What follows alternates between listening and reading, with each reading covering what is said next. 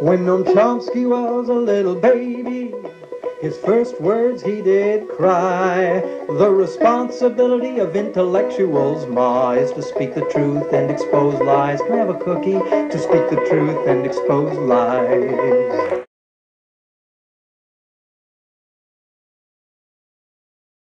The general public might have funny ideas about corporate control.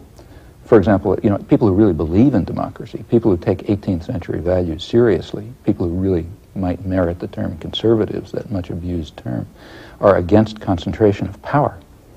They remember that, after all, the doctrines of the Enlightenment held that individuals should be free from the coercion of concentrated power. Now, the kind of concentrated power that they were thinking about was the church and the state and the feudal system and so on. And you could sort of imagine a population of relatively equal people, at least equal white male property owners, who would be not controlled by those private powers. But in the subsequent period, a new form of power developed, namely corporations, with highly concentrated power over decision-making in economic life. That is, control over what's produced, what's distributed, what's invested, and so on and so forth, is very narrowly concentrated. So this is why the vice president of a large corporation would say the public mind is the chief. The public mind might have funny ideas about democracy, which say that we should not be forced simply to rent ourselves to the people who own the country, and own its institutions. Rather, we should play a role in determining what those institutions do. That's democracy. If we were to move towards democracy, and I think democracy even in the 18th century sense, we would say that there should be no maldistribution of power in determining what's produced, what's distributed, what's invested, and so on. Rather, that should be that's a problem for the entire community. In fact, there are, in my own personal view, unless we move in that direction, human society probably isn't going to survive. Why? Well, we now face the most awesome problems of human history, problems such as the likelihood of nuclear conflict, either among the superpowers or through proliferation, the destruction of a fragile environment, which finally we're beginning to recognize, though it was obvious decades ago that we're heading for disaster. Other problems of this nature, they're of a level of seriousness that they never were in the past. But why do you think more participation by the public, more democracy is the answer?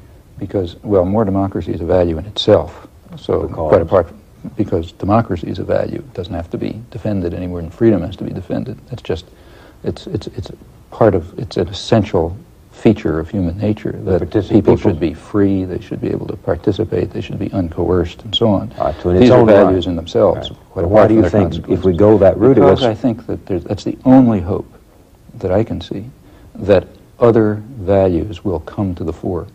I mean, if the society is based on control by private wealth, it will reflect the values that it in fact does reflect. The value that the only real human property is the desire is greed, and the desire to maximize personal gain at the expense of others.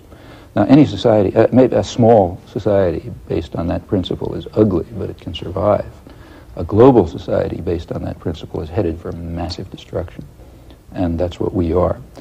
We have to have a mode of social organization that reflects other values that I think are inherent in human nature that people recognize. And that would be, I want to see exactly what you mean. I mean, what are human beings? I mean, in your family, for example, it's not the case that in the family every person tries to maximize personal gain at the expense of others, or if they do, it's kind of pathological.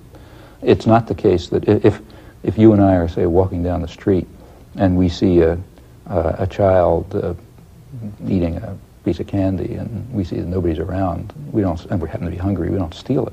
If we did that, we would be pathological. I mean, the idea of care for others and concern for other people's needs and concern for a fragile environment that must sustain future generations, all of these things are part of human nature. These are elements of human nature that are suppressed in a social and cultural system which is designed to maximize personal gain. And I think we must try to overcome that suppression, and that's in fact what democracy could bring about. It could lead to the expression of other human needs and values which tend to be suppressed under the institutional structure of a system of private power and private profit.